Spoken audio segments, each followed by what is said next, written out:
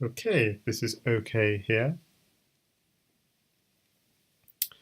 and welcome to another Crazyhouse stream. Um, I've just put up this poster of the ongoing match uh, in the Crazyhouse World Championship. It's the final between International Master opperwezen and JannLee, the current world champion. We've had um, the first day of this 3-day match, which will take place over 3 weeks. And on day one, JannLee took an 11-9 lead, but altogether it will be 20 games on each day, 60 games in all, and the first to 30.5 games will win. So, what I'm going to do today is I'm going to just look at game 1 of 20 from the Crazyhouse final. So let's have a look. It was opperwezen is white and JannLee is black. It was quite a long game, and we're going to begin with that, and later on we'll look at some candidate games leading up to this. One of the candidate matches leading up to this. So welcome everyone to the stream.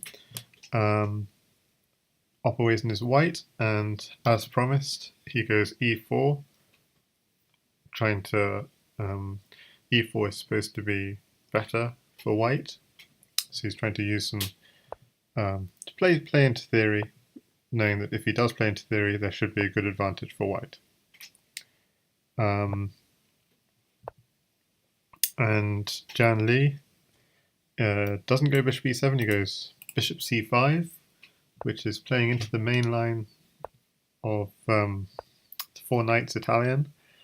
But then with h6, and here on move 7, opper went h3, which is interesting because after h6, the move knight d5, opper would have known would have been the favoured move, at least according to the engines, and his purpose playing e4 was certainly to go into theory.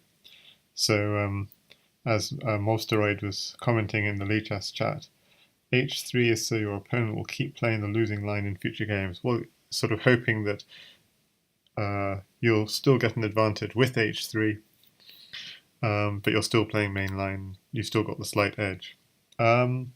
But talking to Opera after the game, he said that he was just hoping to wait for d6 before playing knight a4, hitting this bishop. But actually, later on in the match, JannLee had the same position as white, and he did indeed go knight d5. But in the following game, Opper still played h3. So perhaps he should have copied JannLee and also played knight d5, which is a lot stronger. So after knight g5, just to share some of the lines, one possibility for black is to go knight g4, sort of targeting the f2 square. c3 is just to control the center. This is just an example line. So the idea is you push d4. Another line is if d6, there's one line where you sack on h6 and then exchange knights and begin a kingside attack. You could play g6 or g7. G6 is targeting the f7 square. Queen d2 is very dangerous because you're threatening to come in with the queen mate on h7 or g7. So, I mean, just as an example, taps the knight, drops again on g6, queen covering, bishop has to take, so the queen maintains its coverage. This is just an example line. Bishop at f7, rook takes. Can't have bishop takes because you have to maintain your coverage of h7. Pawn takes, king takes. So just to look at the engine, yeah, king. I mean, this is not an ideal line. This is just to show how dangerous this line can be. So yeah, another variant is queen g6. You attack the knight again. You go on this attack on these squares. So it's very dangerous. How black does defend is it is quite difficult. Bishop takes h6. Where did black go wrong in this line? Queen takes, knight here, queen d8. Yeah, it's hard to say exactly where white went wrong. So queen d2 is just a very powerful move in this position. So bishop d6 doesn't work. This is just very bad for black. There's nothing really else to say about it. But Opper chose not to go down this line, which would have certainly put an end to e4, e5 and this whole opening being played. But instead we did get this opening. So we're looking at game 1 of the Crazyhouse World Championship final. White is opperwezen and black is JannLee. We do get this opening. He didn't go for knight d5, he went for h3, which is a much more equal position. But still white has a slight edge just for being white. So exchanges his knight for the bishop, and with the bishop he's going to start an attack on h6. Okay, so black, JannLee decides to strike first. And with the pawn, he blocks off this attack on h6. And opperwezen still sacrifices a piece for 2 pawns, which in Crazyhouse isn't a sacrifice because pawns are worth slightly more than they would be in normal chess, simply because a pawn in hand could be dropped on the 7th rank at some point. Bishop at h5, so always this g2 is going to be a slightly tender point in white's position. And this bishop is also doing a nice defensive job, just having a look back on f7 as well. Takes. Okay, so this is hitting both white's bishops, but in particular this bishop, which is very dangerous because of pawn at g6 type ideas. Drops on g6. So after bishop takes knight, it's very important to cover g6. And a nice way of doing that is this knight both covers g6 and hits the bishop on c4. So we see another attacker. Knight takes h5, bishop takes h5. And here a good move for black would have been just to take off this bishop, takes, and put a bishop back on, hitting both of these loose pawns of white. Still white is slightly better, but okay, instead queen h4, very black showing his intent to go for an attack. Maybe a slightly worse move, but certainly showing good attacking intention. And as we'll see, it was very effective. So bishop takes f7 check. Black doesn't want to exchange loads of pieces because his king is insecure. He's trying to restrict the exchanges, so decides to sidestep to h8. For the moment, g6 is covered, and that's the key square. And here, opperwezen played pawn at g2, and yeah, this is a little bit of a mistake because it just drops the piece, drops the bishop. He could have simply taken the knight, and the point being that after knight takes, then this knight covers g6 and then cover, and knight takes is necessary. So if you take the knight, so I should really promote that variation, knight takes. If black were to make the mistake of going queen takes or any other move that doesn't cover g6, then he's in for trouble, because check, king has only one square, check again. If the king drops back and doesn't take, rook here is checkmate, so you definitely have to take this. But now you've got a pawn and rook in hand, which is just exactly what you need to mate. So yeah, knight takes e5, pawn at g2. So taking the knight would have definitely been a good way of exchanging this bishop, which was hanging for the knight, and then dropping the pawn on g2. And he had time to play that move. So white lost his advantage a little bit, by dropping the whole piece, and he's hitting the queen with tempo. And the problem is, queens are very good pieces, but because they are the most valuable piece, it means you can attack them and drop a lot of pieces on the board whilst attacking them. So they're not quite as valuable as they would be in chess. And indeed, JannLee is quite happy to part with the queen for 2 pieces. And that's a fair exchange in Crazyhouse. And opper with a very nice move at f4, and we see here very solid defense around the white king.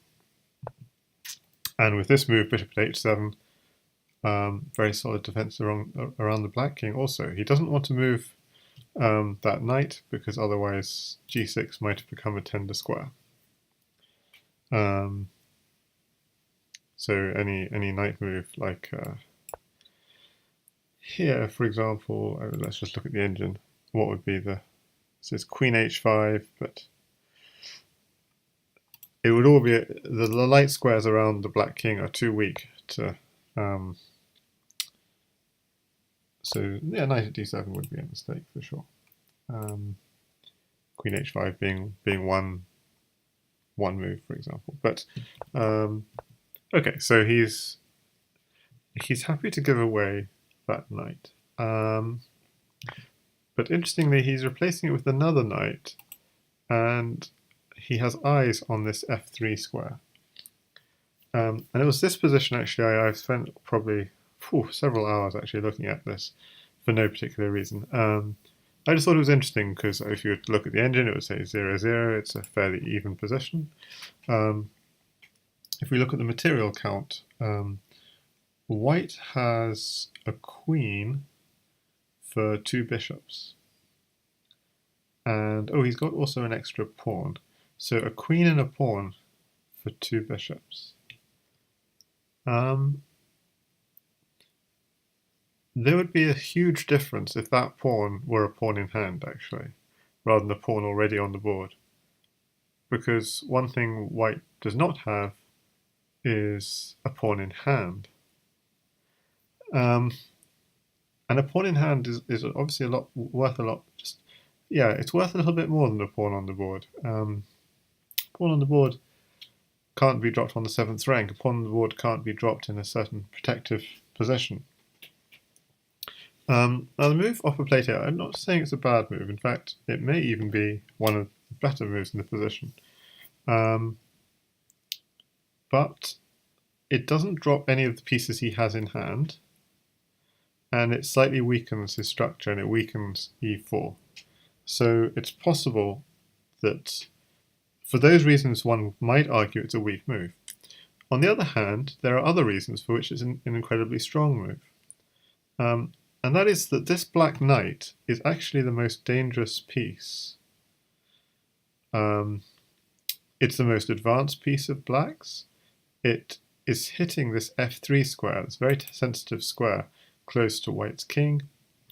So if opperwezen can push that knight back, he is certainly very, very safe as far as his king safety. So d4, with the intention of pushing the knight back, would have been was an excellent idea. But of course, JannLee played a brilliant move in response, which was knight at f3. Seems to be giving away a knight, but it's starting a huge attack on the white king. Still, the position is fairly equal, but I mean, we can see how the game continued. Queen takes f3, rook takes f3, knight at h4, because the g2 square is a little bit tender, like we said. And bishop here takes, and we got this sort of position. And actually in this position, black should have, after knight takes h4, g2 is no longer protected. Pawn at g2, it turns out, is an incredibly strong move. So we'll come back to this in a second, and just go back to this position here, where opper played d4. Very nice move, because it's kicking the knight. Kicking a piece that's in your half, or that's threatening your king, is a very good idea. So, it's a very good plan. But let's see, there are some other moves. So another alternative is to put some piece on the board. So knight at f4. Does that do anything? Now, unfortunately, that's protected twice. So we won't go knight at f4. Knight at f5 is interesting. So it's interesting because it targets h6. Bishop takes knight doesn't work. I think that's the point. Bishop takes knight is a mistake. Because takes, if rook takes pawn, or if not rook takes pawn, that pawn is looking at those light squares and the black king is suddenly very unsafe. But if rook takes pawn, we've managed to capture the bishop, which used to be on h7. We can put it on e4. It both defends our king, and it's starting an attack on the black king. So knight at f5 is actually a very interesting idea. I don't think it's the best move, but this is certainly, I would need a stronger engine to be sure. But that's only because black would play something like knight at g5, increasing pressure on f3, knight at h4 defending, and well, I was just trying it out. It turns out black can just go in for an attack on f3 anyway, and we'd get a variation like this. Takes, hitting f3 again, defends, actually sacrificing to go in, and then bishop at g1. I mean, this is all computer lines and quite inconceivable to come up with, but just interesting. So we're taking a knight, and we can't take back. So why can't we take back? Because a knight is landing here, and so I think if we take back, let's just have a quick look at the engine. Yeah, the engine thought we were winning, and then suddenly it changed its mind.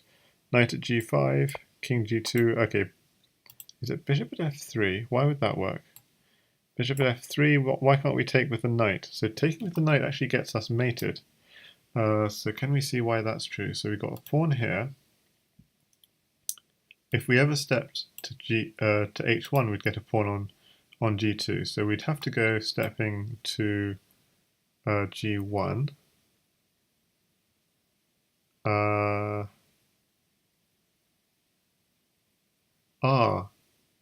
But then we have knight takes knight. Okay, yes, this is it. Okay, so if the knight ever takes the bishop, the point is you don't take back immediately. You push the king away, and if it goes to a light square, you have another check to push it to a dark square. And once it's on a dark square, you've got knight takes knight check, which would be mate if it weren't for the queen coming in.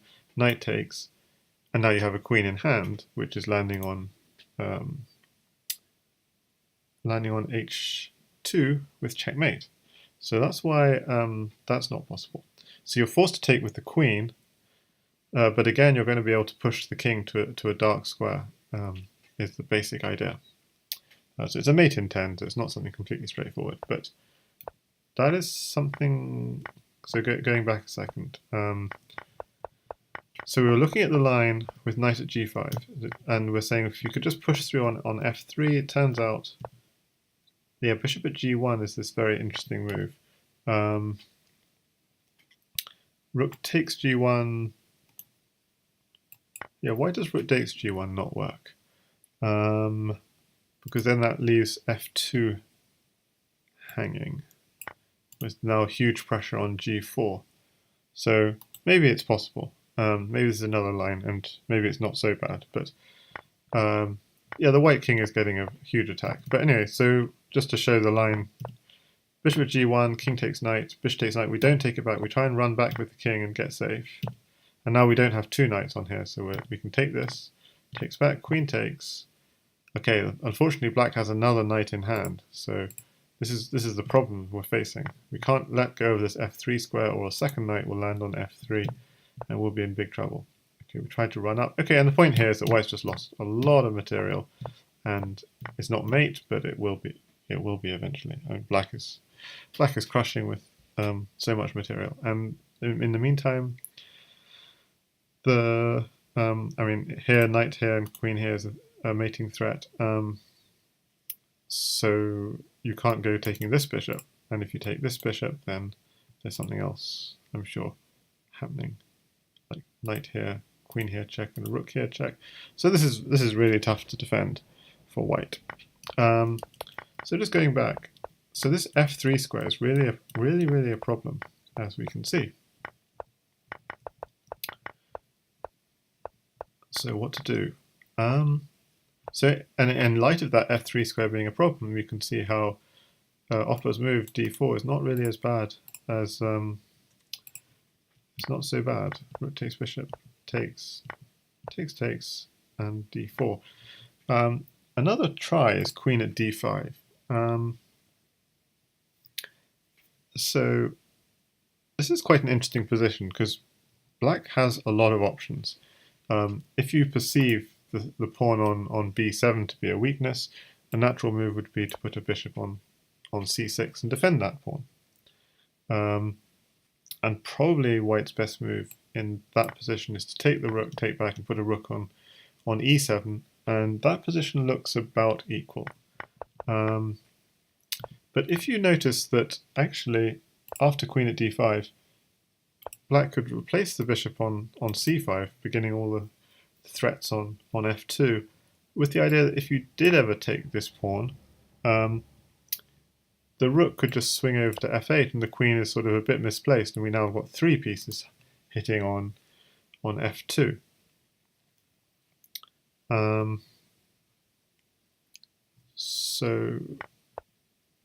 So probably the best move is now d4, and we could get an interesting line like this, and sacrificing the queen on that knight, removing that knight so f3 is now less of a problem. We now got to deal with f2, and in this position there would be a very nice move from white, which is knight at d8. Obviously it threatens knight takes rook, but also it cuts off the defense of this black rook from the black king. So actually for this reason, I think the bishop at c5 probably isn't such a great move. Even if you leave the engine running for about 10 minutes, it still thinks bishop at c5 is quite a nice move. But I'm not so sure because of this idea of d4 and sacrificing the queen on the knight. Okay, and just to show an example line, rook takes f2, king slides over, bishop at g6. So this is essential to try and secure, try and stop knight at f7 ideas. So you take the rook, takes here, go knight at f7 anyway. Now we just want a rook, so we're in on the back rank. So he defends. Now we can take the bishop, use the other knight, bring the queen in, and bishop at g6 is checkmate. So this is sort of an example of how this bishop at c5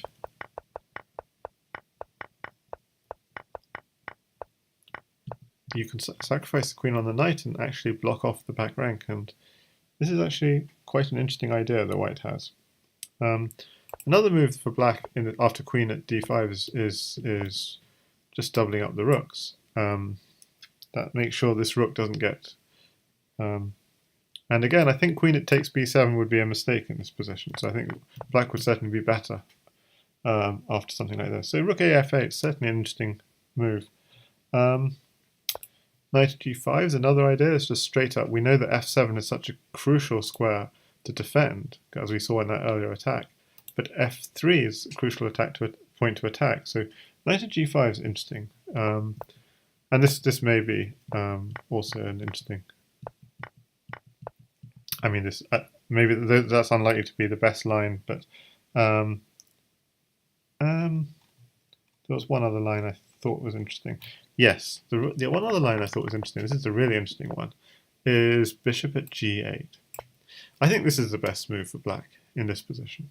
And I know we're going very deep on a position that didn't actually happen in the game, but I think it's instructive because white and black both look relatively safe. And yet we want to do moves that really...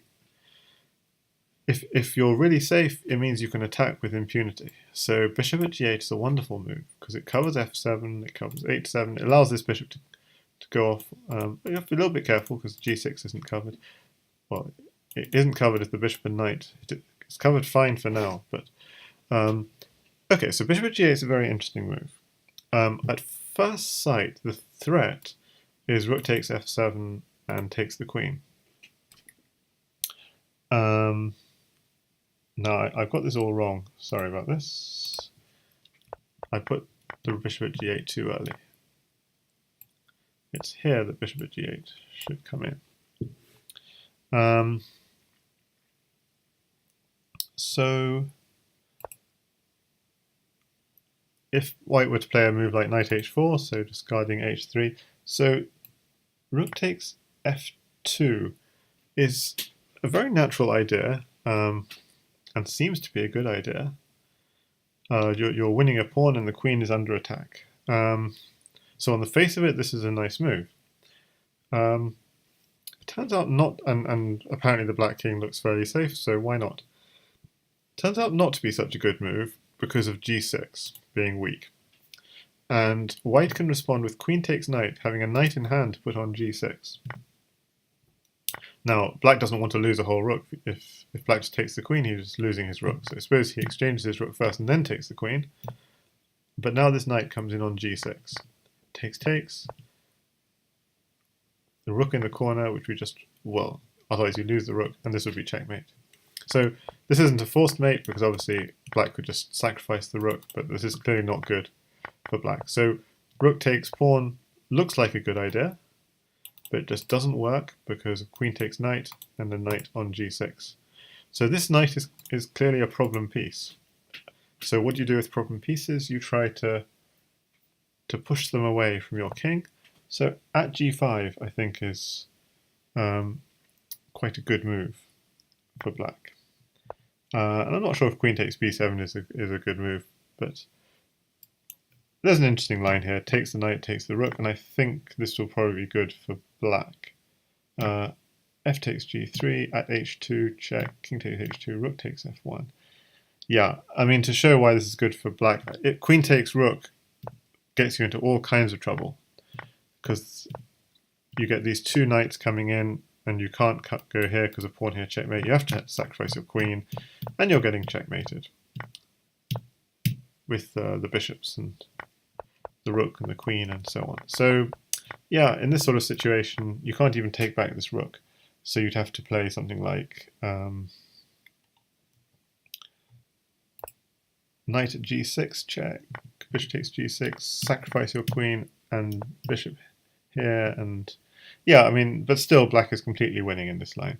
So yeah, so bishop at g8 is quite an interesting idea. That's not, yeah, so I mean, what was this line? Queen takes b7.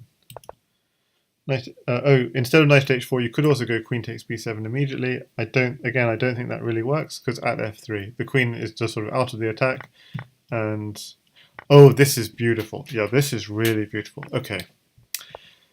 Yeah, this is what I really want to show you. So, bishop at g8, queen takes b7. At f3, beginning the attack. Okay, just take it back. And now black has an amazing move. And by the way, after this, queen takes rook would be fairly natural, but the problem is pawn takes pawn, and a knight is coming on f3, and or a bishop, if king takes the pawn, a bishop is coming on f3, and it turns out black is completely winning in this situation. So you really do have to take back this pawn. And a pawn in hand is worth so much that black is willing to go rook takes a2. And actually probably the best move for white in this position is knight at h2, defending this, exchanging rooks, and dropping a pawn on the second rank. And in this case, black is completely winning. But just let's look what happens if you take back that rook. Seems innocuous enough. And this is a very beautiful line, which is why I want to share it with you. Knight takes f3 check. Okay, now suppose we don't take that knight with the queen. Suppose we just sidestep. So why is that a problem? Okay, so here's why. Because then you can drop a pawn here and that forces you to take it. And we could put a knight here, but we're actually going to put a knight here because that way we're going to pick up a rook. If the king went straight back into the corner, the bishop at g2 would be checkmate. So white has to give at least a rook, and it's still check. And in doing so, he's now going to deflect the queen from defending f3. If the king starts running, then that will also get mated. But if queen takes, we have bishop here, rook here, and yeah, this was the point where there's a very beautiful mate. So you could do all sorts of discoveries on the king and take with check and so on. But there's a really beautiful mate here.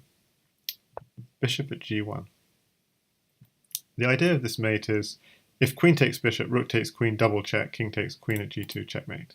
So if you want to try checking the black king, good luck with these bishops. You could get one check in, and then you could get a knight check in, bishop takes, a rook check in, bishop takes back. You're not making any progress. This king is really safe. So what is actually the threat of bishop at g1? The threat is very pretty.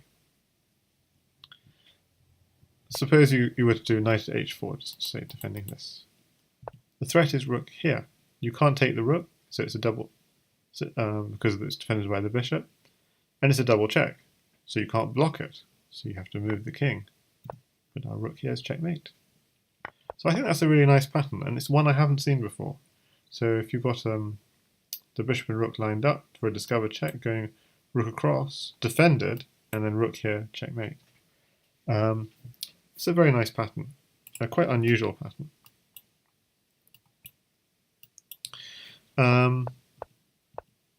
Okay, so that's what happens if you don't take the knight. But of course, you could just take the knight. And how is it mating now? Well, you just take the queen, and it's nothing completely direct, but it's you've taken the queen. You now have a queen, a knight, and two bishops in hand. Something like rook here is necessary just to try and stop drops on e2. But then you drop on g2, and you threaten takes on h3. You might try and defend it, but now, yeah, takes on g3, takes here, goes to the bishop, goes to the rook, and finally gets the checkmate you need. I mean, so it's a very long-winded thing, but yeah, black is crashing is the point. Okay, so the point of this whole line was to go back to the original position. So this was the original position. I think all these lines show that the key for black to attack is f3, and the key for white's attack is g6 and f7. And when analysing any Crazyhouse position, obviously you have to try and think how to attack the opponent's. I think it's Pawn in Training actually just said it just earlier today. How to attack the opponent's weaknesses as quickly as possible, and the person who's winning is the one whose attack on the opponent's weaknesses is faster.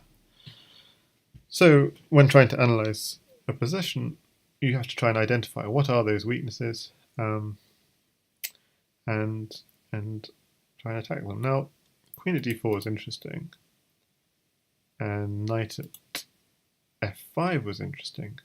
But if you were to use that principle, what about knight at h4? I mean, just to throw that into the engine, is that so terrible? Because that both attacks black's weakness and defends the weakness on f3. So I'm not sure, but bishop at d4 might be a problem. So what white is really suffering from in this, so it doesn't really work so well, and what white is really suffering from in this position is not having a pawn in hand, and black does have a pawn in hand, and that's why this idea of queen at d5, white really wants to grab this pawn on b7, but the problem is there's no time for that, and that queen will just be out of the game if it does that. But I guess that's why queen at d5 might be the best move, and if not grabbing the pawn, just sacking the queen on this knight, because this knight is so dangerous. And on that subject, so queen at d5 may well be the best move in this position, and bishop at g8 the best response. And just to do a completely crazy move, what if white were just to sacrifice the queen on the knight straight away? This doesn't. This is really giving up a lot of material, because we had the queen and the pawn for 2 bishops, so it's giving away our advantage. I wonder how to evaluate this position. So now, I guess black has just far too much in hand to attack. And again, white is suffering from not having a queen. So yeah, even though the engine is just not loading, I don't think this really works. So I'm going to put a question mark next to that. But this is the problem what white's having. It's just being a piece short somehow. But still, they're some very interesting sharp lines. But okay, what actually happened in the game was the push, which does weaken e4, but there's no time for the bishop to take. Okay, so actually an interesting idea. Why couldn't black just take on e4 and then take on g2? Well, the point is he can't take on g2 because g6 is too weak. I can't get the engine to load for me, so if I were to take this and black were to dare to take on g2, I think bad things will be happening in terms of knight on g6. Let's see. Knight at g6. If king goes to g8, queen at h8 will be checkmate. So king would have to go to h7. Help. How do I continue? If I go... Things I'm lacking pawns. I know this doesn't work, but how to finish it off?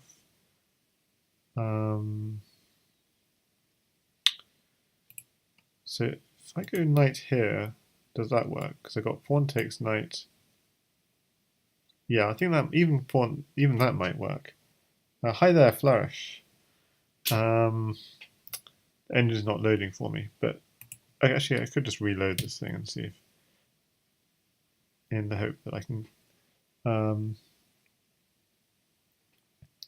So I'm just going to reload the page because maybe I do need the engine sometimes. Just okay. So let's reload this. So it's mate in 9. I thought knight at f8 first, but then I thought it didn't work. So I'm going queen h5, but okay, knight at f8 is mate in 9. So let's see why. Knight at f8. I thought I needed a pawn to get this to work, but apparently not. So if the king were to go back, queen at h8 would be mate. So he has to take it. Rook takes. Knight takes rook. Okay, so now we've got a rook in hand, but he can just take back. So I'm not entirely seeing why. Okay, I'm going to have to just look. Why is this mate? Rook a takes f8. So making sure he covers. Ah, yes, it is this knight at g5 idea. H takes g5, then knight takes f8. Okay, so it's rather... No, that's not right. I've gone completely wrong. Have I gone completely wrong? Knight takes f8, rook takes f8, rook at h... Okay, so it's...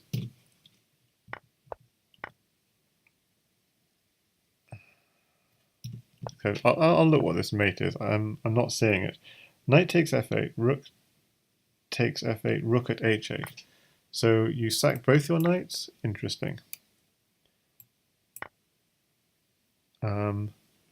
So okay, I'm going to turn the engine off a second.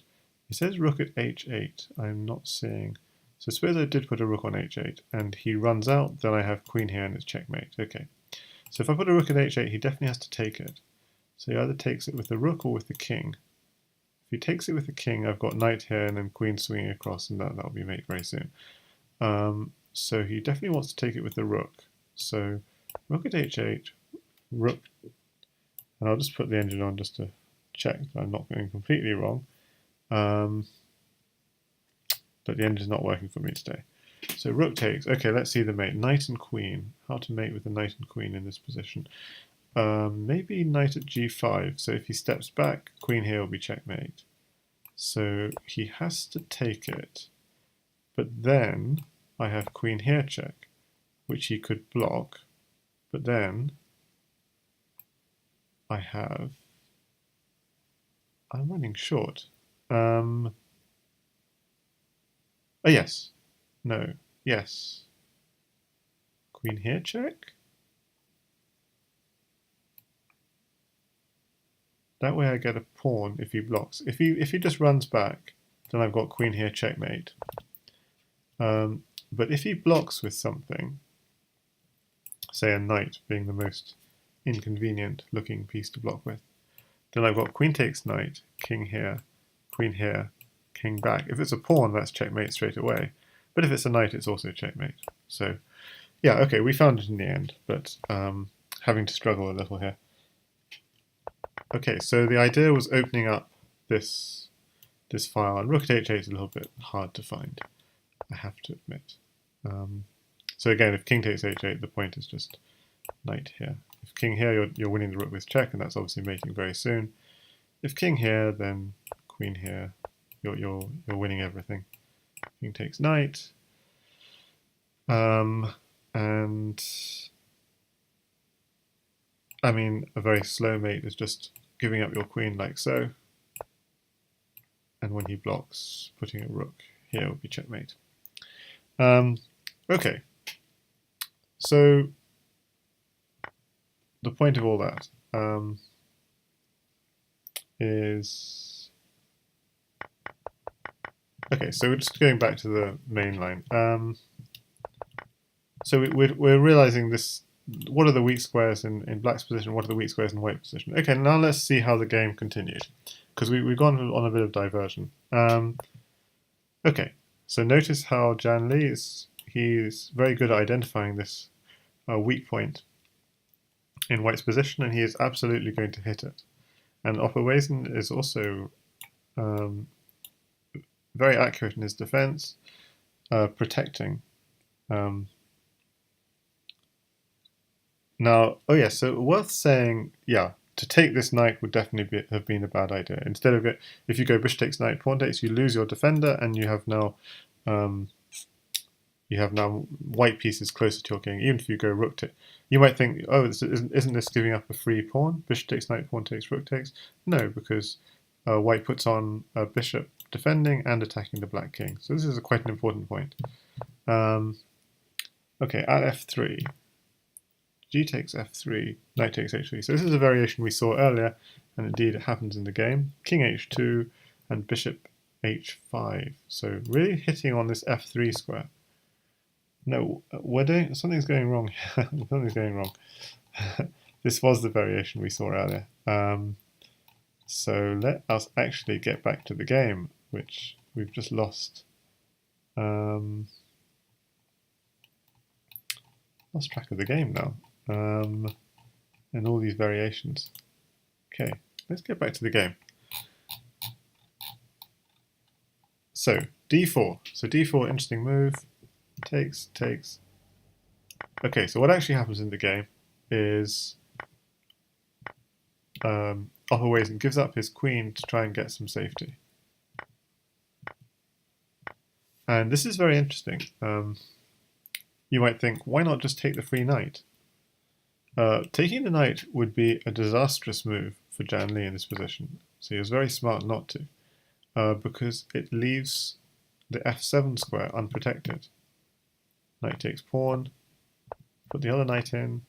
The idea is if you take the knight, the queen is landing with checkmate on f7, so you better take the rook. But then the queen is landing anyway, and this is checkmate. So these two knights, the rook and the queen, are quite enough to get the king out of safety. If the king were just to drop back, knight at f7 would be checkmate. If the king, so you absolutely have to take this knight. If king goes here, queen at f7 is checkmate. You absolutely have to take it, but then yeah, so taking back that knight is not possible.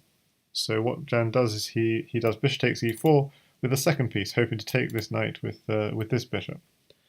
There was actually a much better move, and this is not is that this knight, when it takes the rook, is actually left guard of g2. So the really strong move that Jan actually missed in this position was at g2.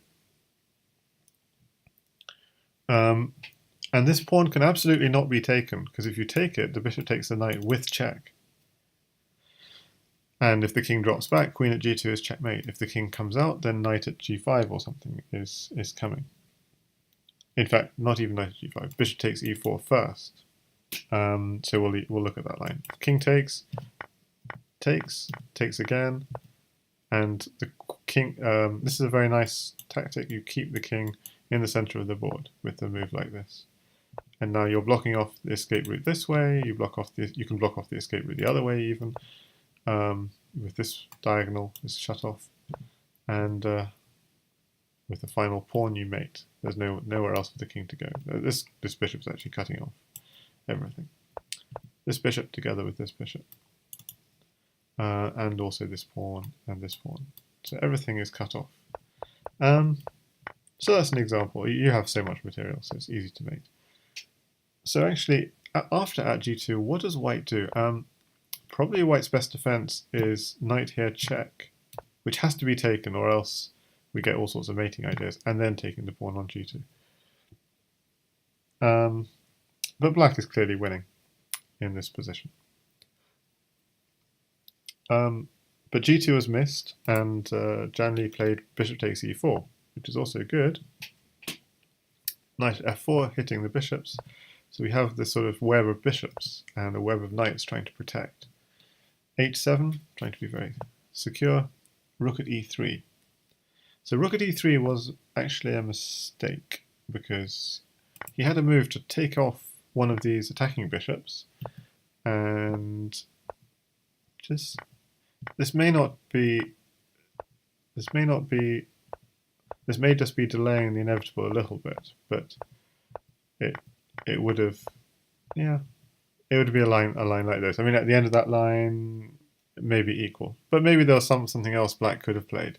So knight takes h5 though was certainly an idea. So let's just go through that line again, because how does white get a counterattack? You try and block the diagonal with your bishop, and you somehow pawn at g2. Why doesn't it work now? Because there isn't a bishop to come in.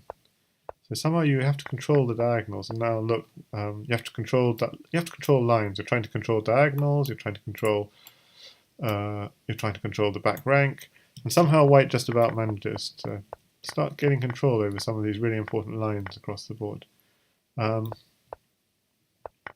But opperwezen missed knight takes h5. He continues to defend, and this looks like a pretty decent move. You're hitting the bishop and defending your knight. So what's wrong with it? Bishop at d5 is a good response from Jan. And yeah, we're only actually halfway through the game, because the game lasted 76 moves. In fact, we're less than halfway through the game, because we're on moves 32. But opperwezen's under some really severe pressure here. But for the moment he is holding, and all these bishops are exchanged, and bishop at g2. When the bishop lands on g2, defending h3, defending the rook, I think he can breathe somewhat of a sigh of relief. Suddenly he's the one defending with the bishops. And with a move like at g6, that's JannLee just making sure he's very safe on his own king, because of all these knights potentially coming in on g6. But it's quite a slow move, and probably what Opper should have played here is just bishop takes pawn and gone for some kind of promotion, a pawn on the 7th rank. But instead he was still intent on defense. Bishop takes f3, and I said again, the tension is dissolved, just like at that earlier point. It's quite an interesting point in the game. The white king is quite safe, the black king is quite safe. Position is about equal.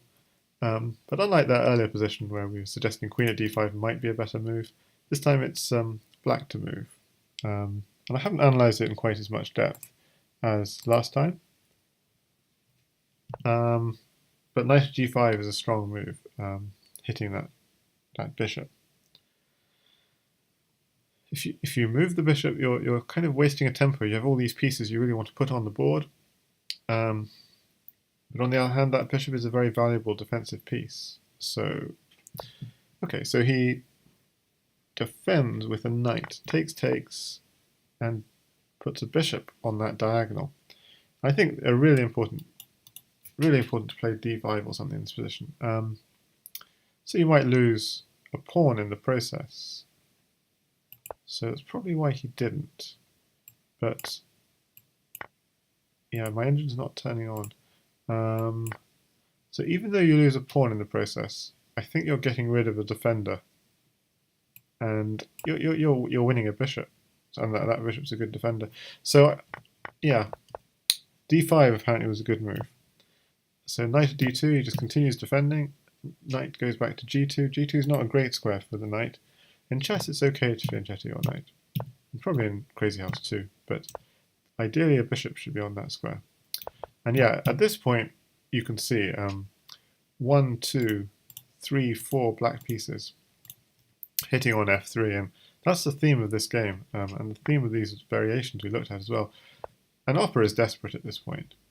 He's only got 1, 2, 3 defenders and no pieces in hand. In fact, neither side's got any pieces in hand, but JannLee has a 4-3 advantage. So what can he do? He kind of gets desperate. He really just wants something.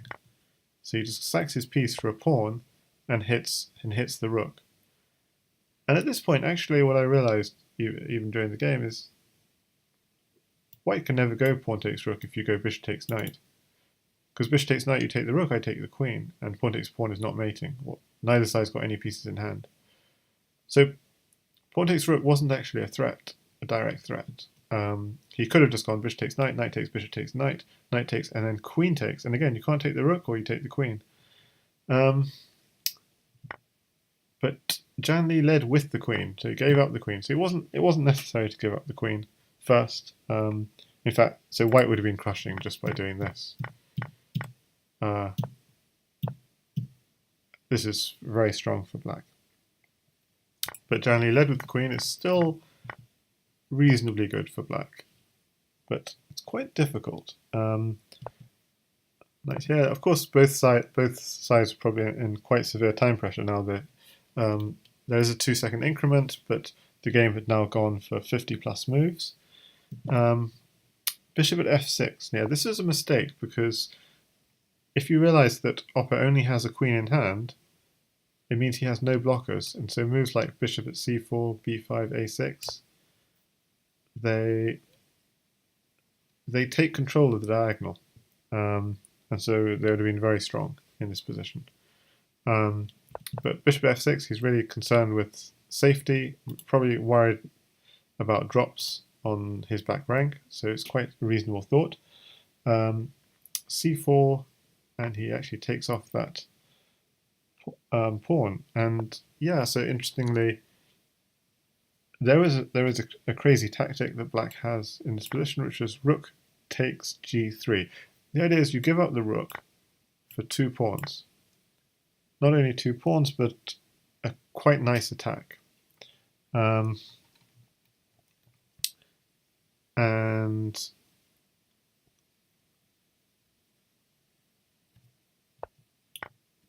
probably if you take, you're taking back with the knight and you're hitting the queen, and that's not so good.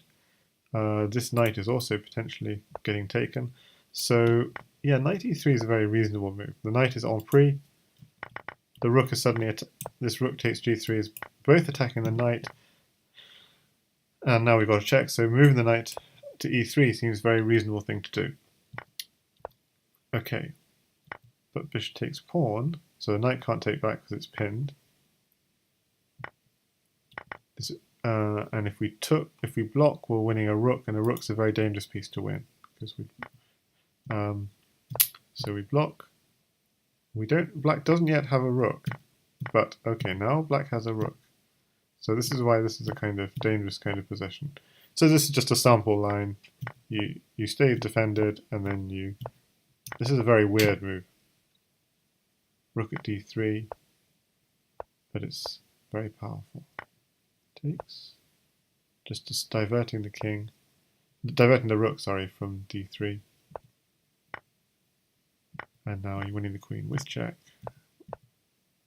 The queen could take there, but you could take it again with check and checkmate. I mean, this is just a sample line. And if after bishop takes pawn check, the king slides away into the corner, which is another reasonable thing to do. Well, actually, it's not reasonable because then this knight gets taken. And that's a very pretty mate that comes about. So, rook takes g3 was missed, but generally look how safe the black king is with, and look how dangerous the white king is with these bishops lining up down this long diagonal. And this knight is not a good defender of g2. He takes the bishop, takes back, takes the knight, takes back. Now this is, yeah, taking that knight is actually a little bit of a mistake from black again, because white gets back control of the diagonal. So if you keep the bishop on this diagonal, then white doesn't have a diagonal piece. But I guess maybe he was afraid of bishop at e4 coming. Okay, but now what happens next? So again, we're at a kind of position where a lot of the threats have been dissolved. We have to begin again. Queen is hitting f7. Okay, begin again. Hi there, Santo Pedro. Is this the final of the Crazyhouse World Championship? Yes. So if you go to zhchess.blogspot.com, you can see the final will be 3 Saturdays in November. We've had the first 20 games on the 10th, the next 20 will be on the 17th, the next 20 on the 24th. Check out zhchess.blogspot.com to read all about it. So I just sort of scroll slowly through. This is all about, I mean, you won't be able to read it at this speed, but it's just a brief thing where I give a few games that opperwezen and JannLee have played with each other in the past. And Flourish and Schwing share some of their data analysis. For example, predicting that Jan will win 34 games out of 60. So after 20 games, he's 11-9 up. So I'm just looking at stuff like what time of day they both perform best and stuff like this. We see they both perform pretty well at 6 p.m. GMT, which is the time of the final. In fact, there's a $400 prize for the winner and $200 for the challenger. And actually, if you go to JannLee's Streamlabs, he's raising money. So you have to click the almost fully raised. He's actually raising more money now for the finalists, which will be split 70-30. And just how to watch it on Lichess TV, or on JannLee Crazyhouse, or on Flourish Zhouse on Twitch, Flourish_Zhouse. And yeah, acknowledging Baku's for the poster, Flourish and Schwing for their data analysis, and opperwezen, who actually helped me to annotate a lot of these 6 games. There's 6 games here, really interesting games between JannLee and Opper. So, and what I'm doing in this stream is I'm just looking at game 1.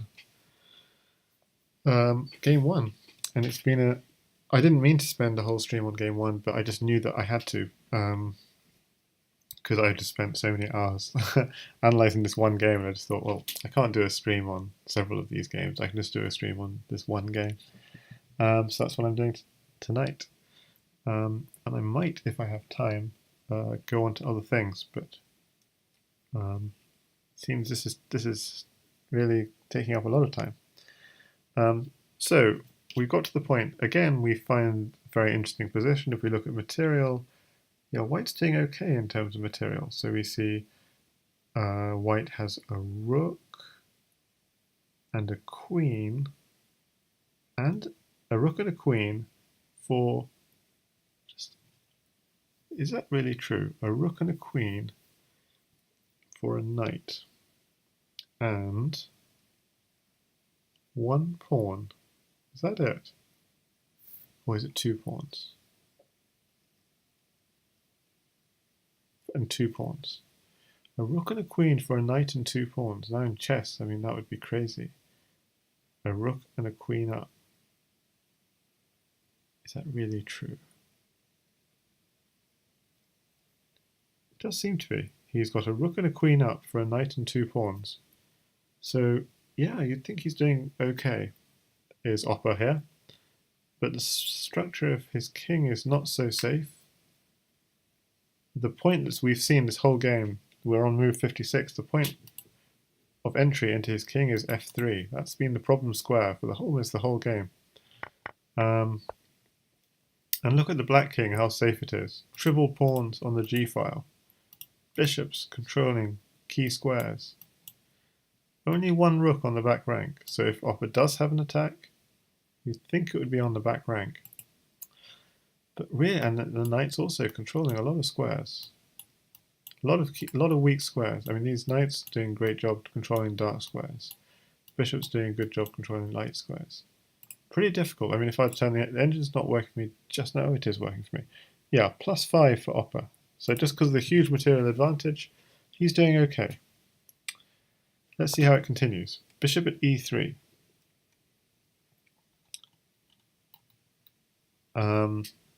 At c6. Okay, so opper laying his pieces on the board seems like a good idea.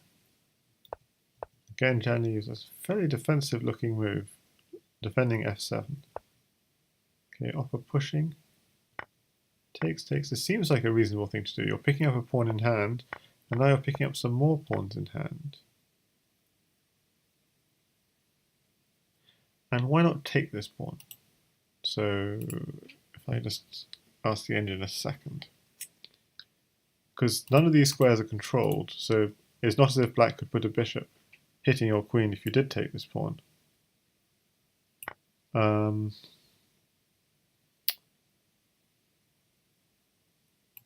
So was there a good reason why you can't take this pawn? Okay. E2 square is weak though, if you leave guard. So, but obviously you can't hit on E2 immediately, or the rook's under attack. So, trying to get the engine working again. Why can't we take on E2? Let's see. Load up. Yeah, so taking E2 is okay. The rook has to move, and white has a slight edge. Okay, but what opper did, I think the engine quite likes, which is just you have 2 pawns in hand, so lay them down.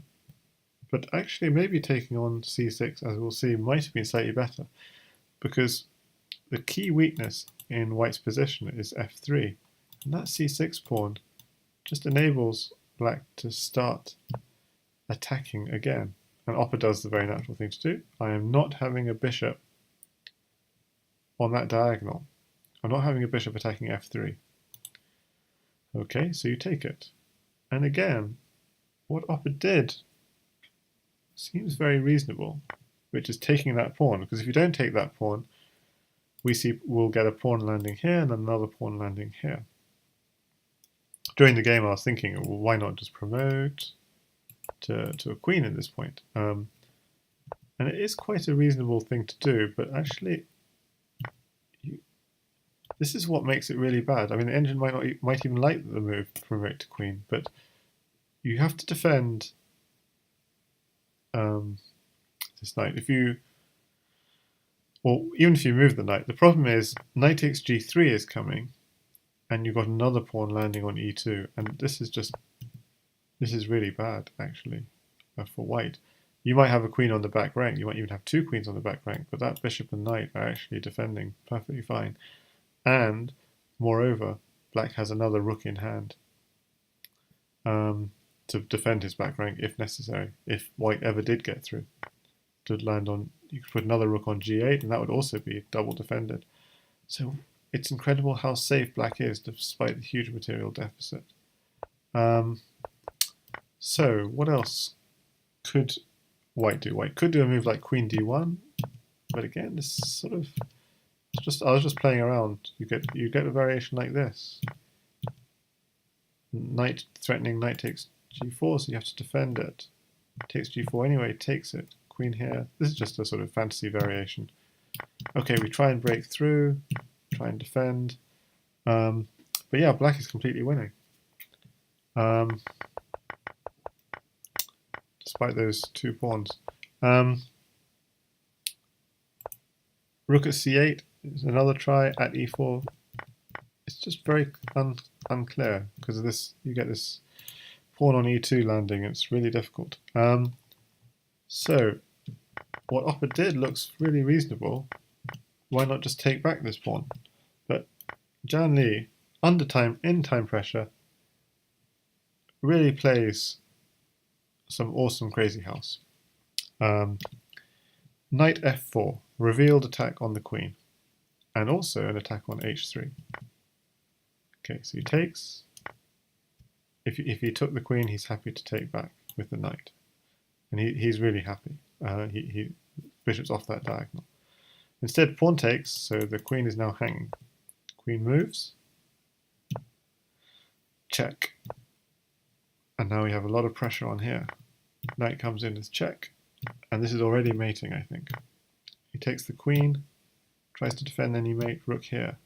Probably to delay the mate a little would be a rook defending, but defends with the pawn. Now it's threatening mate on h2. He defends the mate on h2. Now it's threatening to take on h3 or take the rook.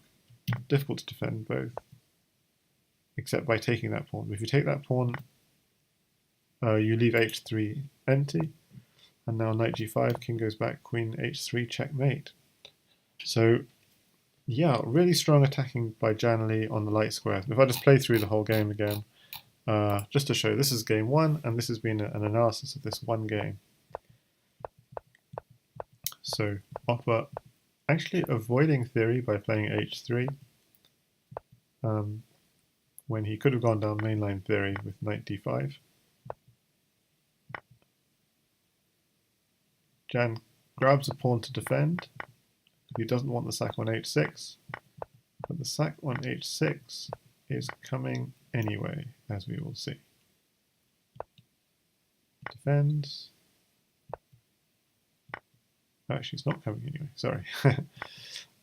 It would.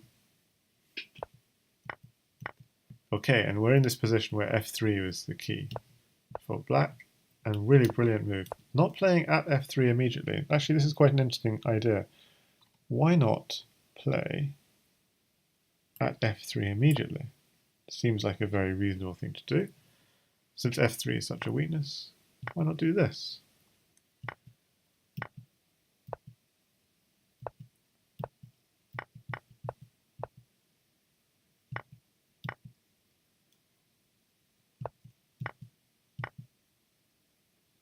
This is just some kind of possible variation.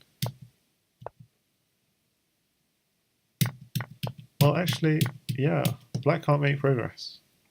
It turns out this is just completely level. But if in this position, black were to go rook takes f2, in the hope that if rook takes rook, queen here checkmate, that's a very reasonable thing to do. That would actually be a huge error, because of pawn at g2. Takes, takes, takes. Okay, it looks like black is reasonably safe, but oops, back rank issues. And here's the really nice move. Knight at f8. And you're threatening knight takes bishop, and actually just you can't defend the mate. So for example, bishop at h7 looks reasonable. That's defends the bishop, it defends the mate. Actually, rook at g8 is going to mate you anyway. You have to take that. If you take it with the bishop, knight takes bishop is going to be mating you with another knight coming. If you take with the king, you can do this, distract the bishop, and now this is happening anyway. So yeah, really nice mating ideas.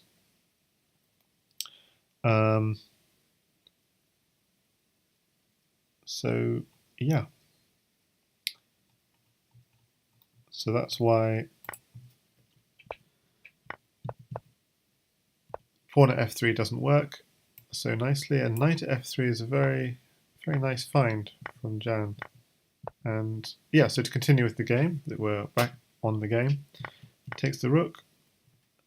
He can't take with this bishop because f7 is actually mating, so he takes with the other bishop, and Oppo is defending like crazy,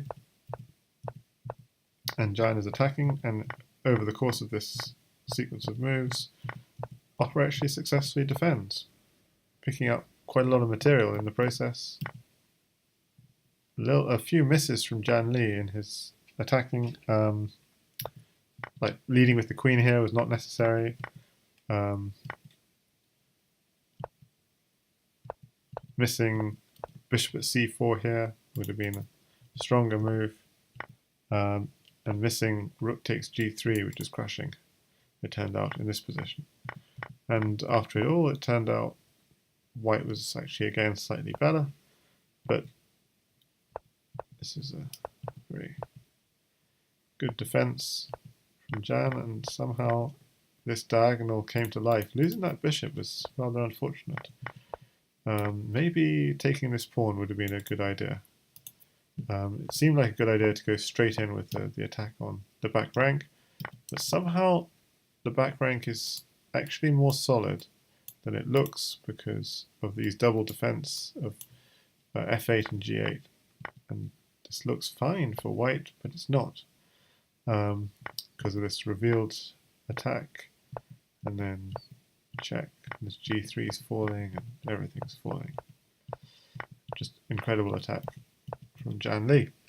So I hope you've enjoyed this mini stream on game 1, and I say mini, but it's been over an hour, on game 1, an hour-long stream on game 1 of the Crazyhouse World Championship. If you want to catch game 21 to 40, then tune in next Saturday at 1800 GMT on the 17th to JannLee Crazyhouse, and on the 24th again.